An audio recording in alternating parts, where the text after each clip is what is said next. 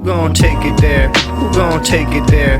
Who gon' take it there? Who gon' take it there? Electricity, electricity, electricity, electricity. You know what's in the air. You know what's in the air. You know what's in the air. You know what's in the air. It's possibility. It's possibility. It's possibility. It's possibility.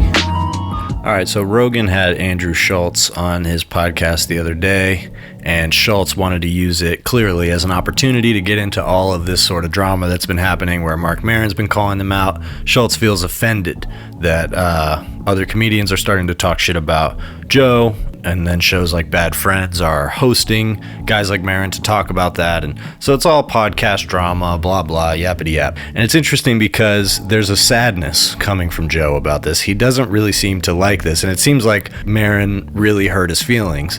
And also he's wanting to defend Theo Von because he feels like Maron was harsh on Theo Von and that it sent him into kind of a spiral, and that Marc has a pattern of just sort of going after people based on jealousy, kind of cloaked in some kind of critique or another. So I covered that in the last episode. I think there's some truth to it. We'll go over what he says here. I don't cover Joe Rogan that often, and I don't plan to, because really his show is just a fire hose of misinformation, and it's just it's a worldview that he's built up, that he is constantly just kind of shoveling shit at his audience. And it's really deceptive, the chill guy type of persona that he has, and you see that break a little bit in certain moments. And so that's really what I want to highlight here, because I think he continues to prove Maron correct the more he talks about this. And I think that's kind of the nature of these type of things. So here's what him and Schulz had to say about Maron getting started, and then I'll get into some of the other substantive stuff that I think really shows the point that's being missed by these two geniuses here.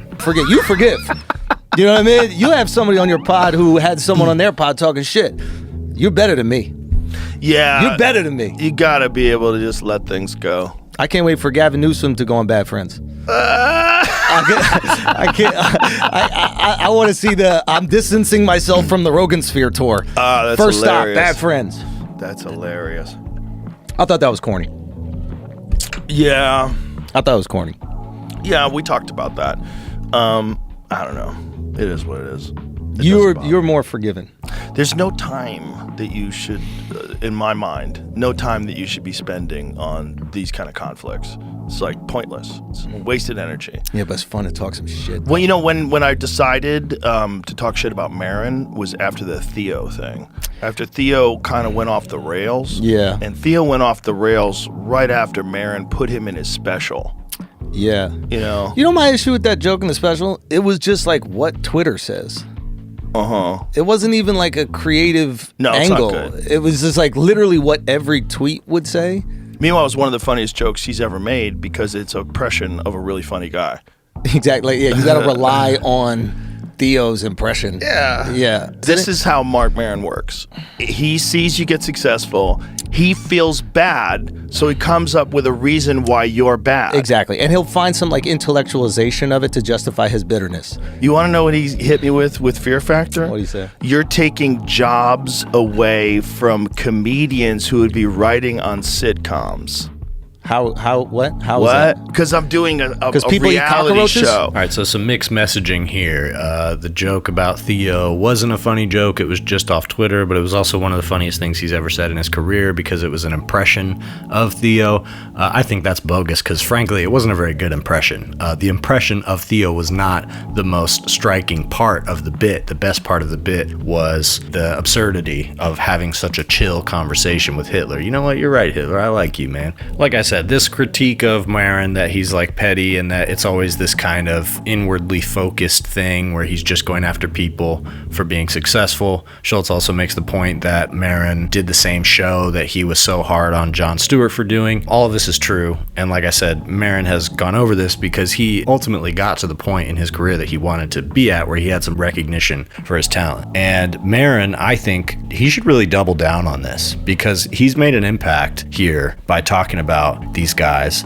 And I think it needs to be said because it's not just drama, pettiness. I'm jealous of the success of your podcast. They want to essentialize it to that because they don't want to acknowledge the reality of the critique. And I think nothing illustrates that better than where they go a little bit further in this conversation. So here is Joe talking about him recently getting invited to see a rocket launch at SpaceX. I went to see SpaceX launch on Monday. Jamie and I went down there. Oh my we went God. down to South Texas, watched the rocket launch.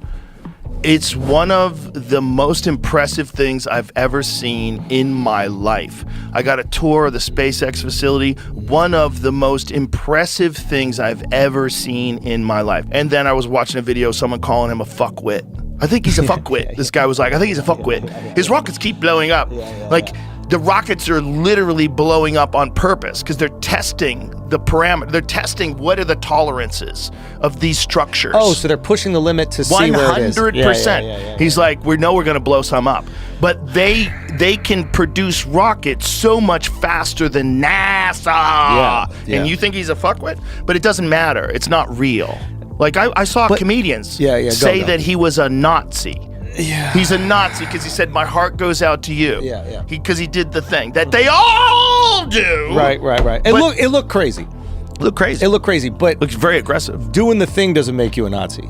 No. Believing what Nazis believe makes you a Nazi. All right, so this is a convenient example because first they're talking about this thing about SpaceX and how, oh, you think Elon Musk is a fuckwit. Well, he's got these big companies. And I'm personally going to have to fall on the side of, yes, he is a fuckwit. But I don't doubt that his companies or being in the sort of control room watching these launches or whatever is an impressive experience. They're very impressive companies that he's built. But the idea that it's like off the back of the genius of Elon Musk, I think is you kind of just have to be a moron to believe that. Obviously, he is not the one who's doing the work behind these companies. I think the most credit you could give him is that he makes risky decisions that other people wouldn't make and has enough money, either from his own capital investment or from, frankly, money from government contracts to throw at it to make certain ideas work, even if they're not necessarily profitable. And that's what they're talking about with these rockets here, is that he's just throwing rockets at the sky, literally, to push towards the idea of innovation. And they can make these rockets so much faster than NASA, kind of conveniently forgetting to mention that he's trying to catch up with something that NASA did decades ago. So regardless of all that, this thing about Elon being a Nazi, it's perfectly harkens back to the critique from Maron and why the critique is substantive.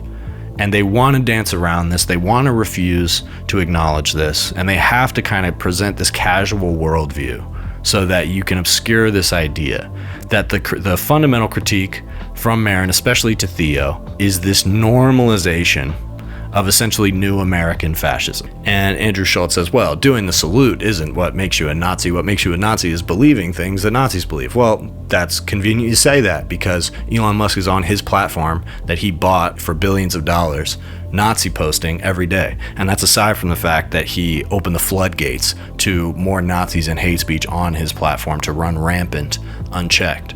And you can see when Joe talks about some of these things, you can see the hysteria slip through a little bit. The way his voice rises when he's making this point about the rockets, or when he says the thing about that they all do this Nazi salute. Oh, they all do it. Okay, I'm gonna just show you a side-by-side right now of Elon doing the Nazi salute next to a neo-Nazi doing that salute. And you tell me if this is something you've seen other politicians do. And you can almost see the sort of brain rot social media feed that he's mainlining into his brain that's giving him these talking points.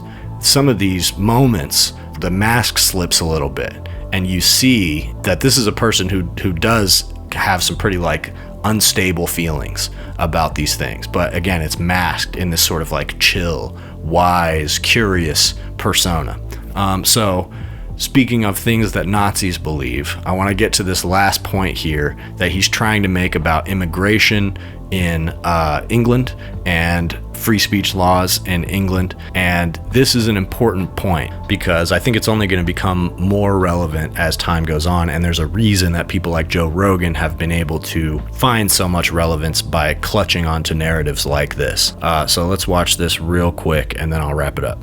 So if that is a trend and that starts spreading through Europe and they lock those people down because those people don't have guns, they don't have free speech laws, they don't have any of the things that protect us. Yeah. So you're worried about them in terms of it becoming a trend and then impacting us. Exactly, because if it becomes a trend for the entire world and we're the only, and they're like, the consequences of free speech is an unsafe society. Yeah. We have to protect the marginalized groups. You know how that ends? That ends with a military dictatorship, and all those people that help them get into play, all those leftists, they all get killed because they're the people that are going to resist the government having this kind of tyrannical power that they helped them get in the first place. Like, you see the guy with the wig that sentenced the guy to 20 months of custodial service he got the little George because he was Washington complaining about immigrants? Have you seen that video? No. But it is the craziest video because it's 2025 or 2024, and it's a guy wearing a wig who's sentencing a guy for a 20-month sentence who just made a post criticizing immigrants. Yeah.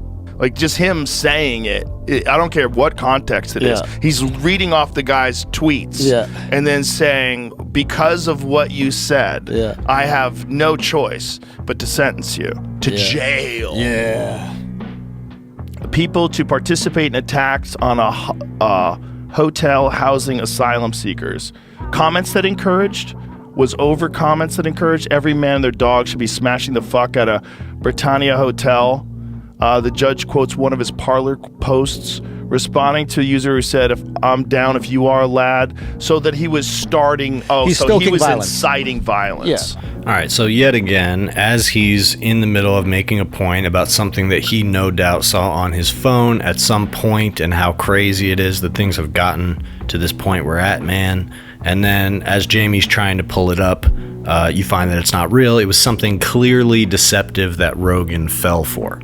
In this case, the deception is in the fact that this was obviously communicated to him as a guy who was just being sentenced for social media posts, and it's so ridiculous because the guy in the wig is making these decisions. It's created this sort of vivid imagery in Rogan's mind. But then come to find out that, oh, actually, I agree with that. You should not be allowed to incite violence. And he's talking about this broader issue of people being arrested over social media posts, which is a thing that's happening in Europe, and it's a deeper issue. And even this guy who got sentenced with community service or some shit. He didn't even get sent to jail. So it's fully overblown stuff. But there is a deeper issue here that should be addressed, which is the issue of refugees. And they even touch on it a little bit in this episode, to their credit. They talk about how a lot of the immigrants that are having to go to different places in Europe, or even in some cases coming to America, they're having to leave where they're at because of bombs that are being dropped by these Western nations. So there's a broader shift happening, both because of those type of conflicts,